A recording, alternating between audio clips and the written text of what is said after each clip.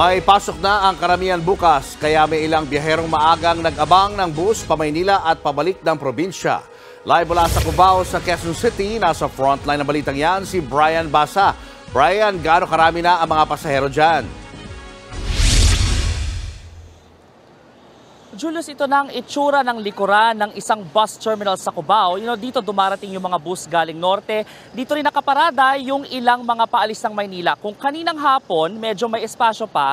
Ngayon, halos punuan na. Kita niyo ba yan? Nasa likod ko. Nakikita na natin ang post-holiday rush ng mga biyahero at ito ang naiwasan ng ilan sa ating mga seguristang pasahero.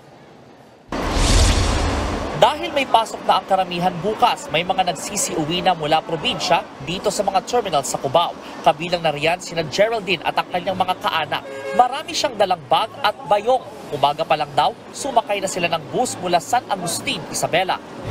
Parang ang nanay, talagang Girl Scout, ilalagay lang ganyan. Kung magkasya, Hindi bababa sa 8 oras ang biyahe, kaya minabuti nilang unahan na ang dagsa ng mga pasahero.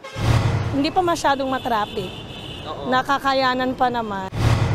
May ilan namang naghahabol din para makauwi sa kanilang mga probinsya. Itong si Elsa, halos 2 oras na naghintay para makasakay pa uwi ng Tarlac habang may sikat pa ng araw. Dala-dala niya ang chichirya at maintenance na gamot ng anak niyang may seizure disorder.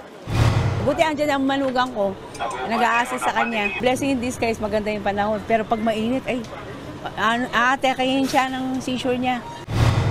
Tiniyak ng transport regulators na sapat ang dami ng mga bus na bumibiyahe sa pagtatapos ng holiday season. Extended ang special permit ng ilan sa mga ito hanggang January 14. At kasabay ng dami ng mga bus na dumarating, marami na rin ang mga pasaherong naghihintay dito. Meron na rin mga nakasakay na at naghihintay na lang ng biyahe. Tulad ditong bus na ito na biyaheng pa Madela Quirino. Tama ho ba? Madela Quirino. At andito sila ngayon naghihintay. Mga anong oras po kayo naghintay?